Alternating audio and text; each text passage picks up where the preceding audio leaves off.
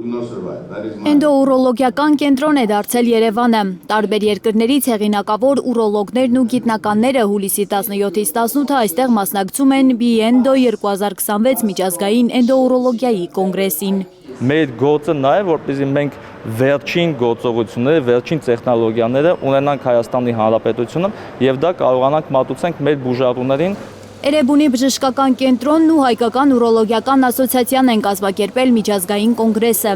Այն ինչը որ մենք մտածում ենք շատ երկրների համար, ինչը որ ապագա է տեխնոլոգիաների առումով, ուզում ուրախությամբ ասել, որ ուրոլոգիայի ոլորտում մենք արդեն դա ունենք։ Միջազգային կոնգրեսում հայ եւ միջազգային ուրոլոգները ներկայացնում են ուրոլոգիայի նորարարական բուժման մեթոդներն ու մոտեցումները, քննարկում մասնագիտական համագործակցության սահմանները, ինչպես նաեւ Հայաստանում ու տարածաշրջանում ժամանակակից ուրոլոգիայի հետագա զարգացումը։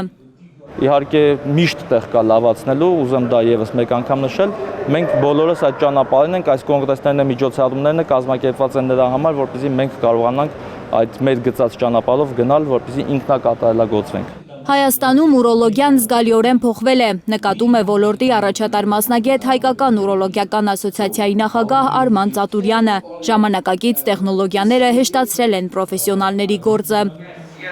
Այսօր Էրեբունի բժշկական կենտրոնի ուրոլոգիայի բաժանմունքը միզաքարային հիվանդությամբ տառապողներին օգնում է ազատվել տանջող ցավերից։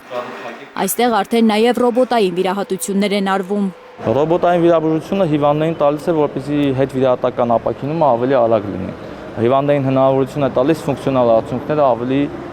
լավացնել եւ բնականաբար այդ ամբողջը ազդում է հիվանդների կյանքի որակի վրա։ Ուրոլոգիայի բաժանմունքը միջազգային գործընկերության ամուր կապեր է հաստատել Միացյալ Նահանգների, Իտալիայի, Հունաստանի, Մեծ Բրիտանիայի, Ռուսաստանի, Վրաստանի, ինչպես նաև Ուզբեկստանի եւ Եգիպտոսի առաջատար մասնագետների հետ։ We were thinking about building this for a few years now. Մենք արդեն մի քանի տարի մտածում ենք էնդոուրոլոգիայի նվիրված կոնգրեսը կազմակերպելու մասին։ Վերջին տարիներին այս ոլորտում տեխնոլոգիական շատ մեծ առաջխաղացումներ են եղել, որոնց մասին չխոսելը կնշանակի հետ մնալ տեխնոլոգիական զարգացումից։ Էնդոուրոլոգիայում Հայաստանի ձեռքբերումները նկատելի են օտարերկրացի մասնագետների համար։ Քեմբրիջի համալսարանական կլինիկայի ուրոլոգ բրիտանացի պրոֆեսոր Լաուրիան Դրագոշը տպավորված է հայ բժիշկների պատրաստվածությամբ։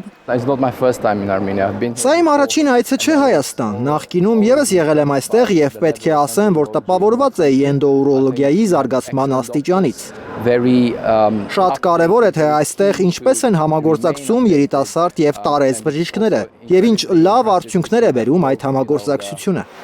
Միջազգային կոնգրեսի ընթացքում Լաուրիան Դրագոշն ու մյուսները ներկա են եղել վիրաբուժության, Էրեբունի բժշկական կենտրոնում վիրահատություն է կատարվել նվազագույն միջամտությամբ։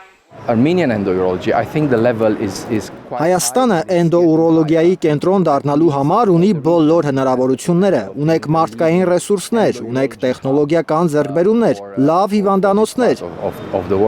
Հենց սրանք են անհրաժեշտ, որ Հայաստանը լինի, եթե ոչ աշխարհի, ապա տարածաշրջանի էնդոուրոլոգիական կենտրոն։ 40-ից ավելի միջազգային պարբերականներում ավելի քան 60 գիտական հոդվածների համահեղինակ ուրոլոգ Արման Ծատուրյանը մեծ ոգևորությամբ է ներկայացնում հայ բժիշկների ձեռքբերումները, բայց համոզված է, դեռ անելու բան կա։ Համատվել կարծում եմ բժշկության մեջ պետք չէ, որովհետև համատվելու դեպքում միշտ պարտվում ես, պետք է համատվես ոնց որ այսպես ասած ստանդարտ բառերը պետք է համատվես քեզ հետ, քո նախորդ օրվա հետ տեսնես արդյոք դու ավելի լավ ես կարող մի բան ավելի այսօր անել, քան երեկ։ Աննա Գյուլնազարյան, Արաքել Օհանյան, Հարություն Մաթևոսյան, Հայլուր։